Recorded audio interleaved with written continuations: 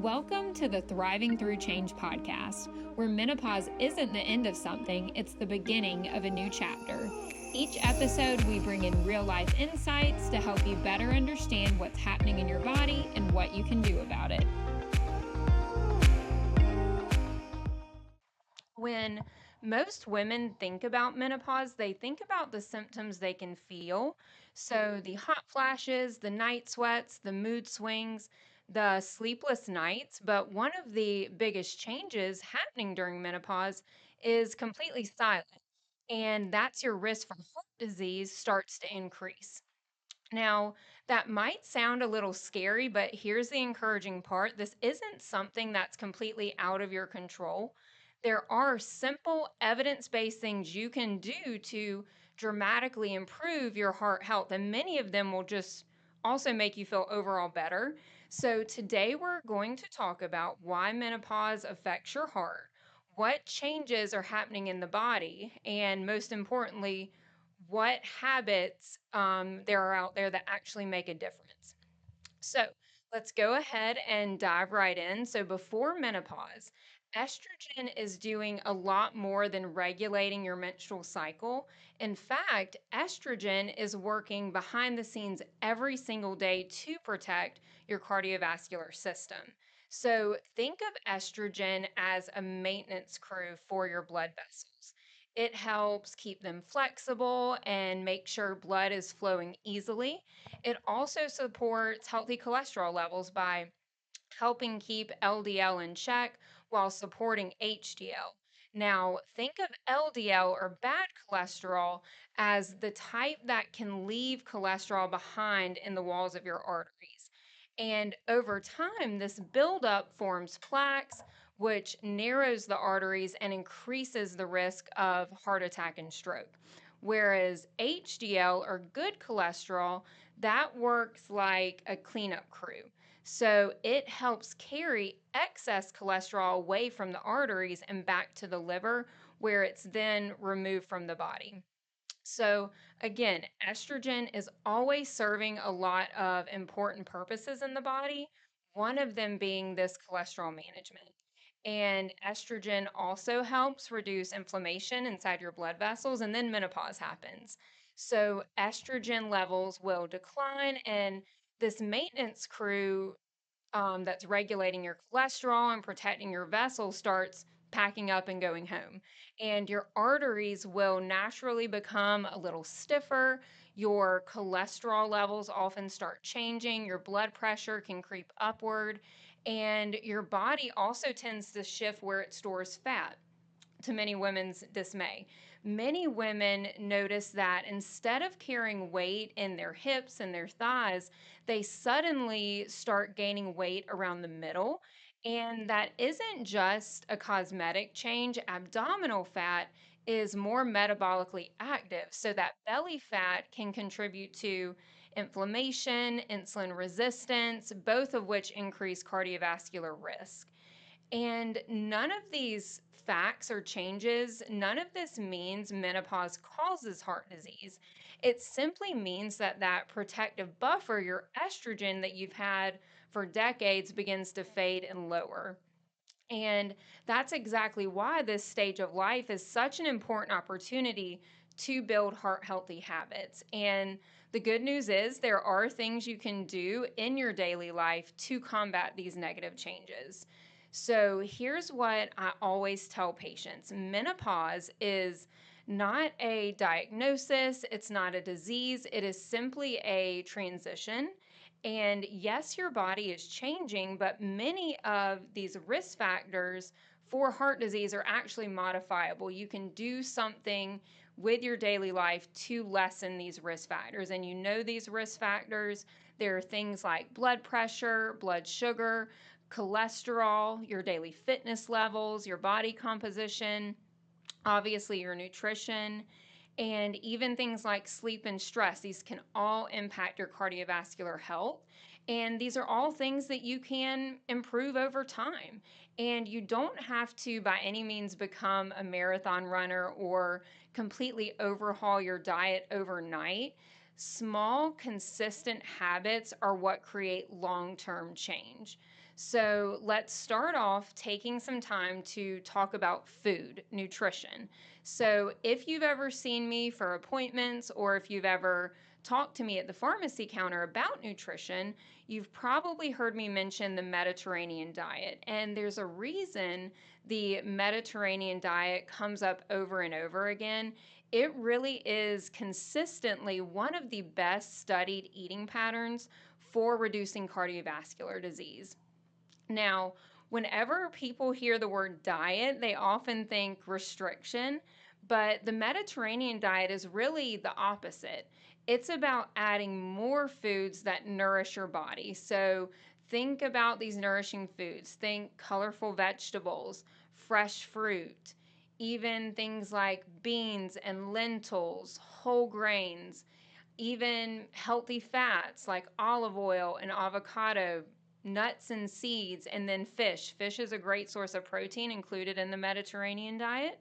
So try to get it maybe a couple times a week. And then plenty of herbs and spices for flavor. Now, notice I didn't say perfection here. I didn't say you can never eat dessert. I didn't say you have to give up every food you enjoy. The goal with Mediterranean eating is to simply make heart healthy choices most of the time.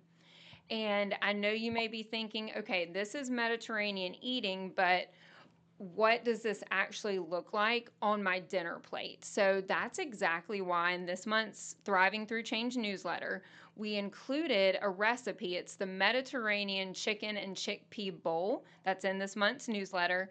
And I really love this recipe because it checks off so many boxes without being like overly complicated. You have a lot of great ingredients. You have lean chicken for protein. You have chickpeas and quinoa for fiber. You have cucumbers and tomatoes for vitamins and antioxidants. And then those heart healthy fats with olives and that extra virgin olive oil. And then you can top it off with that Greek yogurt tzatziki sauce. That'll add some creaminess and some extra protein without a lot of extra calories. And what's nice about this is it isn't really diet food. It's a normal, satisfying meal that your whole family could enjoy. And you can even meal prep it.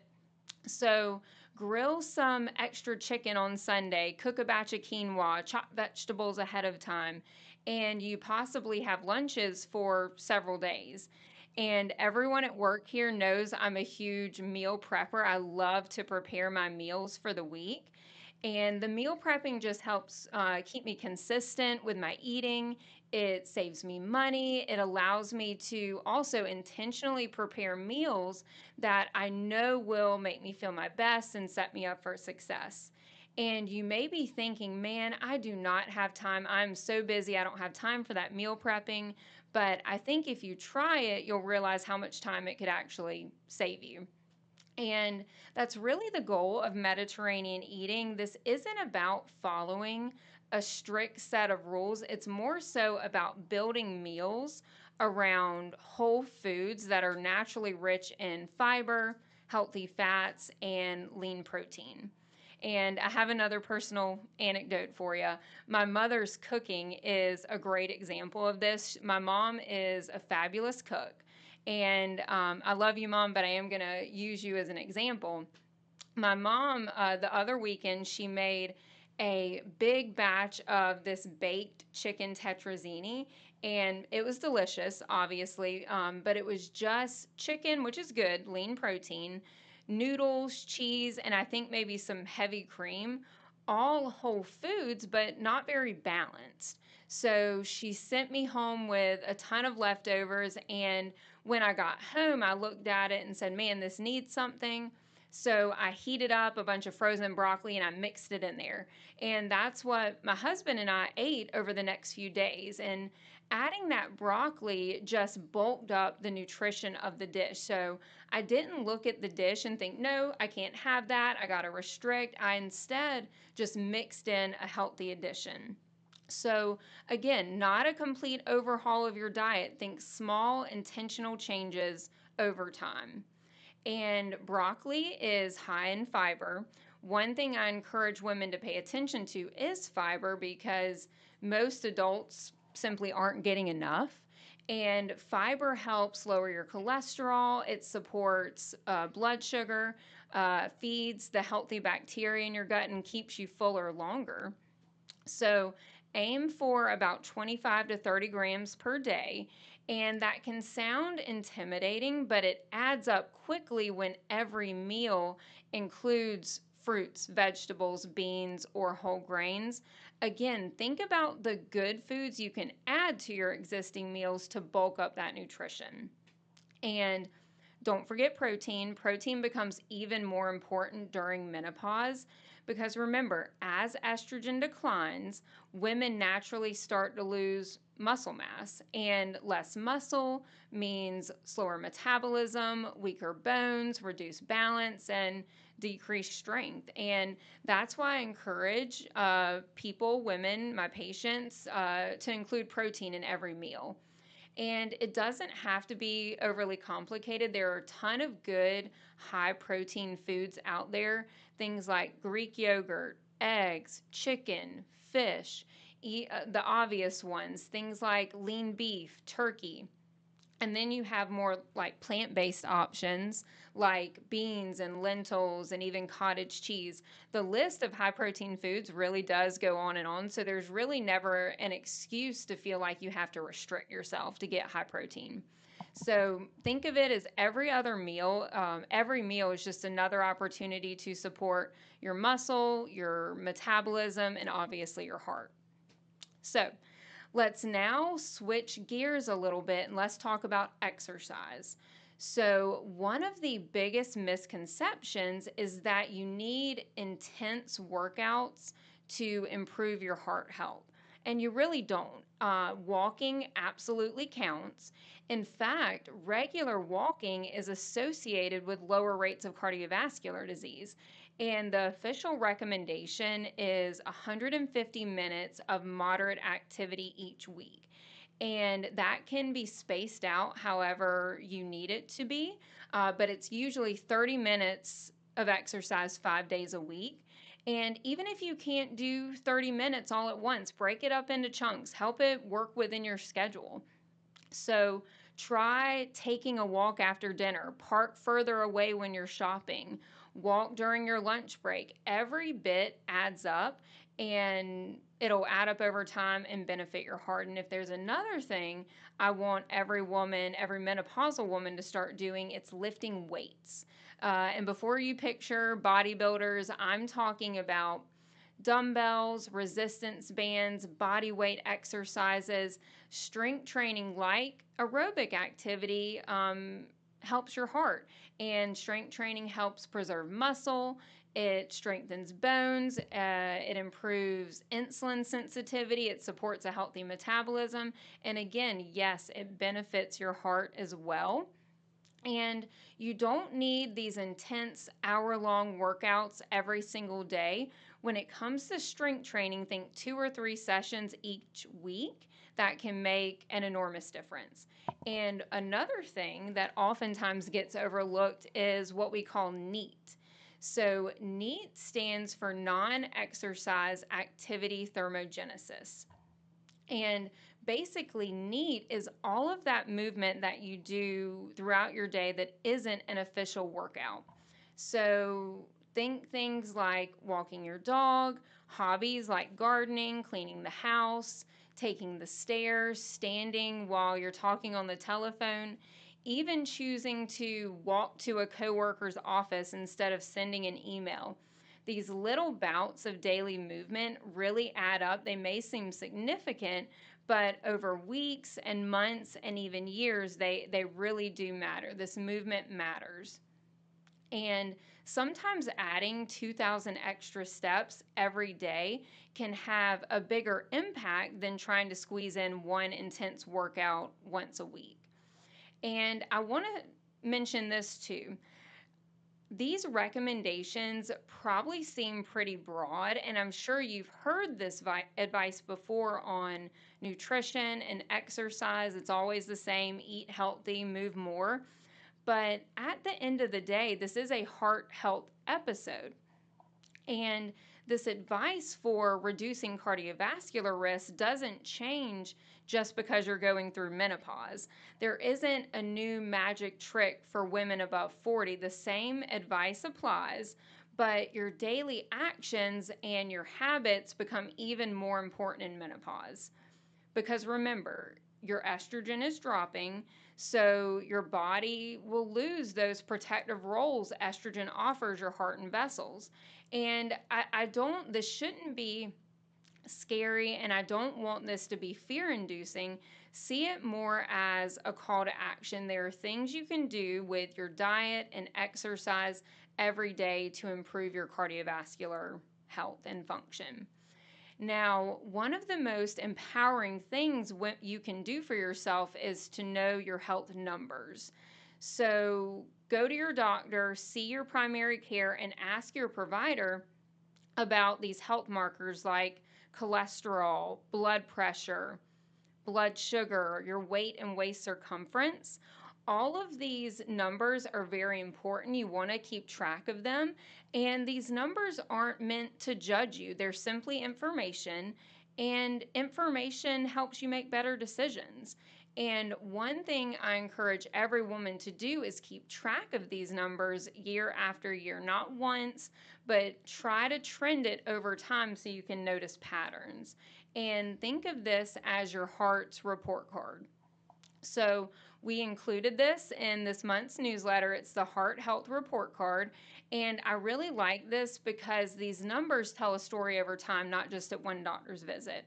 So on that sheet, you'll see spaces to record your blood pressure, your cholesterol, your blood sugar, your waist circumference, and your weight, along with the goal ranges for each. And these are just some of the biggest indicators of cardiovascular health after menopause. And we also included a section called Beyond the Basics. And these are tests that you may not need per se, but they're worth discussing with your healthcare provider depending on your personal and family history. So, for example, we have lipoprotein A. This is a genetically inherited cholesterol particle that usually only needs to be checked once in your lifetime. Then we have apolipoprotein B. This gives us a better picture of the cholesterol particles that actually contribute to plaque buildup. Then we also have C, or high sensitivity C reactive protein. This is a marker of inflammation, and for some women, also a coronary artery calcium score can be helpful to determine if you actually need medication like a statin when you have high cholesterol. And the important thing is this, you don't need to memorize all these tests. Just bring the report card, print it out, bring it to your annual visit, and use it as a conversation starter with your provider.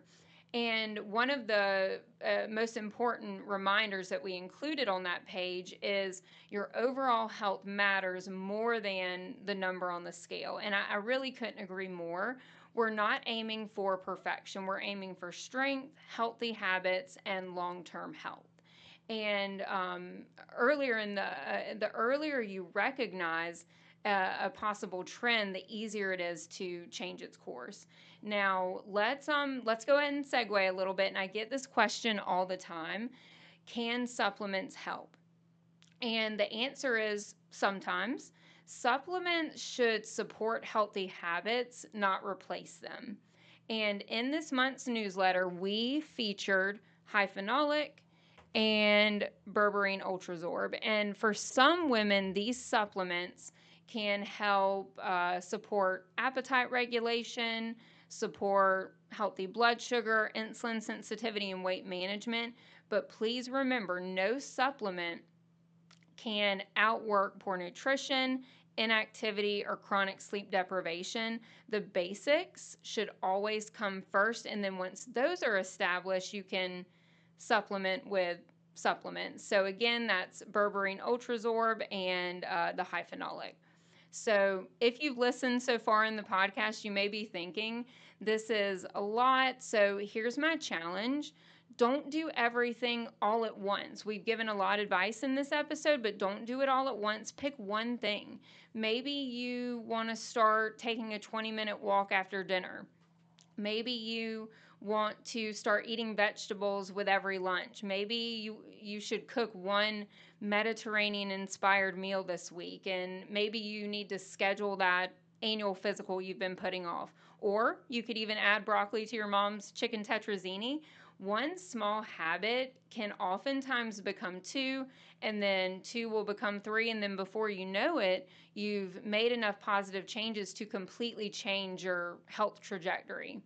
And on the subject of heart health and menopause, it's worth mentioning bioidentical hormone replacement therapy, obviously. So, we've spent some time at the beginning of the episode talking about how drops in your body's natural estrogen levels and menopause takes away that protective buffer for your cardiovascular system. So, you may ask yourself this question: can giving estrogen in replacement therapy protect your heart and vessels? And the answer is yes. Yes, but there is some nuance and there are some caveats. So, for many women, BHRT, particularly estrogen, when started within 10 years of menopause initiation, it can offer benefit beyond relieving hot flashes and night sweats. Again, estrogen can help improve blood vessel function. It supports healthy cholesterol levels, again, by lowering LDL and supporting HDL. And it may reduce that buildup of plaque in your arteries when started at the appropriate time. But I've said it once and I'll say it again: look at estrogen replacement as a supplement for the lifestyle choices we've discussed time and time again. You have to have nutrition under control and you have to have movement in your day. So let's go ahead and wrap this puppy up. Menopause changes many things, but it doesn't have to define your future. At the end of the day, your heart is incredibly resilient, and every healthy choice you make today is an investment for the years to come. And remember, thriving through change isn't just about managing hot flashes. It's about protecting your body. It's about protecting your bones. It's about protecting your brain. It's about protecting your muscles. And then, obviously, as we've talked about in this episode, it's about protecting your heart.